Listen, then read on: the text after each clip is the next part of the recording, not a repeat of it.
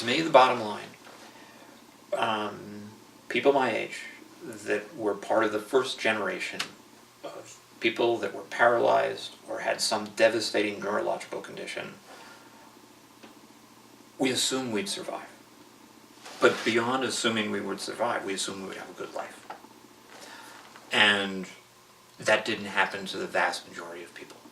They did not have, for complex reasons, financial, personal, familial, socioeconomic deprivation.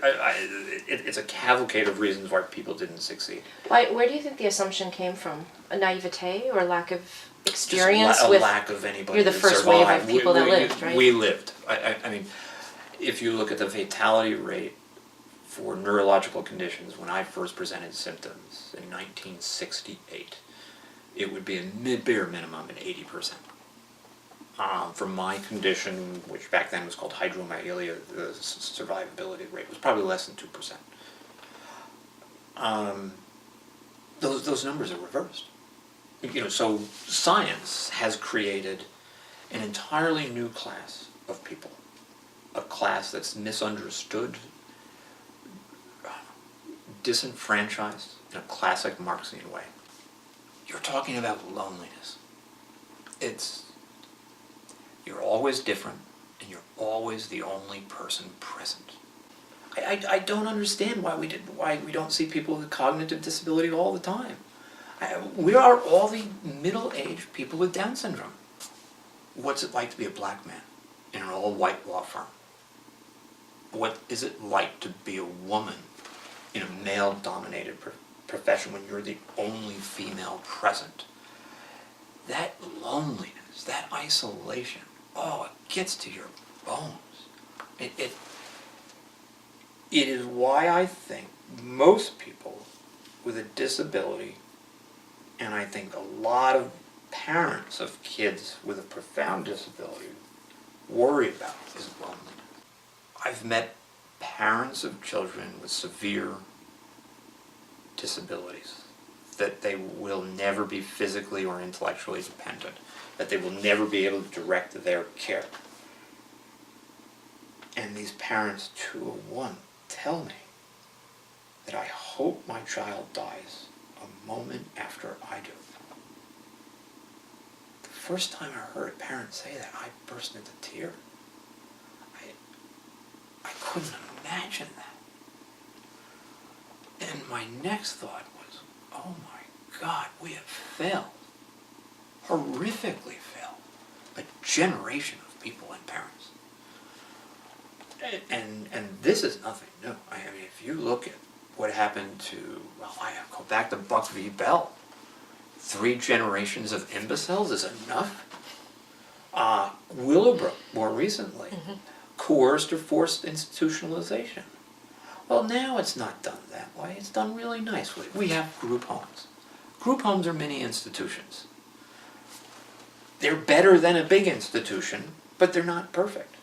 In the state of New York, 1 out of 5 residents of a group home die under mysterious circumstances or unknown circumstances. The overwhelming majority of women with a profound physical and cognitive disability will be raped at least once in their lifetime.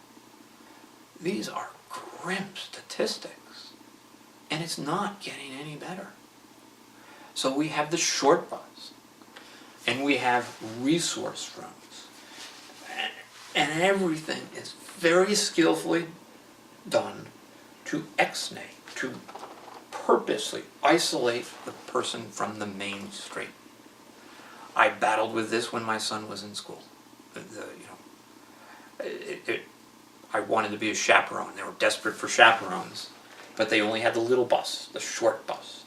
If you ever want to cause a riot among people my age with a disability, say, did you ride on the little bus? And everybody will have a great reaction and a violent reaction, because that's where it starts. And I will never forget, my son was very little. He was in 1st grade. And we went to the Air and Space Museum, and they had opened up a new annex outside of Dulles. Make a long story short, I couldn't get on the bus. And I was faced with a decision, either crawl on the bus or cancel everything. How do you break your 7-year-old kid's heart? Because he knows you can crawl. So I crawled on the bus. And my son's nickname at the time was Chatterbox, and we sat next to each other in silence. And I said, Tom, you're really quiet, why? And he said, Dad, it was wrong for you to crawl on the bus, and you only did it for me. And I said, yes, I did it for you. And I said, I don't know if it was wrong. And he said, Dad, it's wrong because no one else on this bus gives a shit. And that was the first time he ever cursed in front of me. But at 7 years old, in first grade, he understood. If he can get it, why are our educators, those that are creating the secondary school system, why is that not an integral part of the educational process? Why is every bus not have wheelchair lift? Why are children with profound cognitive disabilities not included? Now there are some with sensory issues that could not tolerate a typical classroom. There's no question of that. But that still doesn't account for why you don't have children, their peers, with significant issues. You wrote a blog post about Jackie Robinson. Yes. And about how Pee-wee somebody or other. Pee-wee Reese. Pee-wee Reese. Yeah. Whether he was intentionally taking a stand or not, he was aligning with his associate, right? Like this wasn't even about sympathy, pity, whatever. It was just a wrong. He felt uncomfortable in the moment, and he aligned himself. And he and Jackie Robinson actually didn't even like each other. Yeah, no, that wasn't even. But it was not even the bit. It wasn't even the issue. Absolutely. It was like this is this is wrong. I need to do the thing that I need to do. But what I realized in that moment was, there could have been any number of black men in that room feeling like this is wrong and aligning themselves with Jackie Robinson, but that wouldn't have had the same impact as the one who broke away. Yeah. So where are the bipedal, averagely intelligent people? Right. Where are their voices in calling out these huge civil rights problems and huge exclusionary problems? They're running away from us. They don't give a shit. I'm sorry, but the average person does not care one iota whether I can get on a bus, a train, a plane, or travel, or whether I can get in a hotel. I have never, ever had the support of others. Others meaning I'm trying to get on a bus, the lift's not broken, or the bus driver is being a jerk. No one has ever said, hey, yeah. We've never had that moment. That's why when I watched that movie, it wasn't a very good movie, frankly. But I love baseball movies. I love baseball. And when I saw that, I burst into tears. I cried for 20 minutes. And I replayed that again and again and again. And I did it because I know it'll never happen to me. We don't even get support from disenfranchised others. We don't get support from black people, Asian people, gay people. And I will say that I find myself in a curious position to defend why we don't get that support. And some of that is because of the way, A, what we're taught about disability, but B, about the way it's reported. What is at issue? And I remember the founders of Not Dead Yet, at the height of Jack Kevorkian, did a protest, and there were 500 people with a disability present. Now, you get 500 people with a disability present, and let me tell you, the logistics involved in making that happen, it's equivalent of 5,000 standing people, if not more. What did the New York Times, the Wall Street Journal, and every major newspaper say about that protest? Not one word. It appeared in one publication, The Ragged Edge. which is a disability rights profoundly important through the 70s, 80s, that no longer exists. It's defunct, but that was the only person that reported that. In the absence of information, people will fall back on what they've absorbed. What have they absorbed? Disability is an individual problem. Disability is bad. We must adapt as we deem fit. The power brokers. Hence, going back to nothing about us without us. And that may be a corny slogan, and it is a corny slogan. Slogans exist for a reason. And we don't get that support. We have not had the Jackie Robinson moment. Our Jackie Robinson was Ed Roberts. No one knows who he is. I don't know if any individual can represent all people with a disability, because it requires such an intellectual leap in logic.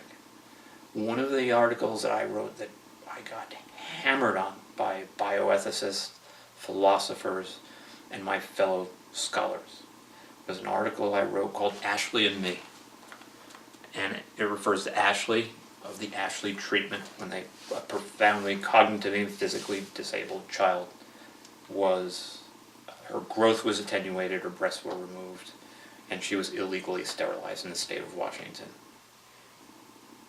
And 201, all of them said, "You're completely different from Ashley."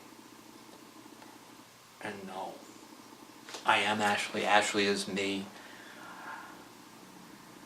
The root, the basis of the prejudice is all the same. And I to my core, I believe that all people with a disability are truly a minority group. And until we were recognized as such, nothing's going to change. Even with all the laws of the last 40 years, we will continue to be lonely and isolated, stigmatized, feared. And I will go to my grave fighting that. I had a big fight once with the Marriott. The shower head was so far from where the bench was, that I could wash my toes. And the guy just wanted to give me money. And he sent me like a $1,500 thing. I called him up. "I don't want your money." I said, and he said, "Well, why are you pushing this?" And he said, "Because, you're going to have a guy who's paralyzed, is coming in at 11 o'clock at night.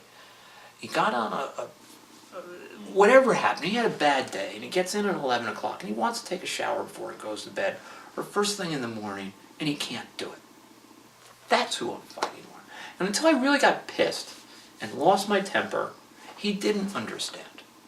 Because most people, in a way to undermine the argument, individualized disability, say it's all about you. It's never about me. It's always about the person that's coming behind me. And more importantly, and this is something that is my real passion now, it's the people that can't support themselves. It's the people with a real cognitive problem, whether it's on the autism spectrum, or a traumatic brain injury, or a stroke, or Alzheimer's. Those are the people that really, really get the short end of it. They're the ones that are going to get poor care. They're the ones that are going to suffer. Yes, I understand. We have limited resources, but you do your best with those limited resources. You don't think of ways of ending grandma's life because you can save a lot of money. You don't push assisted suicide legislation because people are dying in pain. No, people don't die in pain. People die in fear of losing their autonomy and their independence. That's not pain. Which kind of gets us back to the difference between pain and suffering. I think it's a social failure that people fear going bankrupt in this country, or in your country, being alone, and that shouldn't happen. Why are we not putting more social supports into the care for the elderly, the newborn, and those that are different.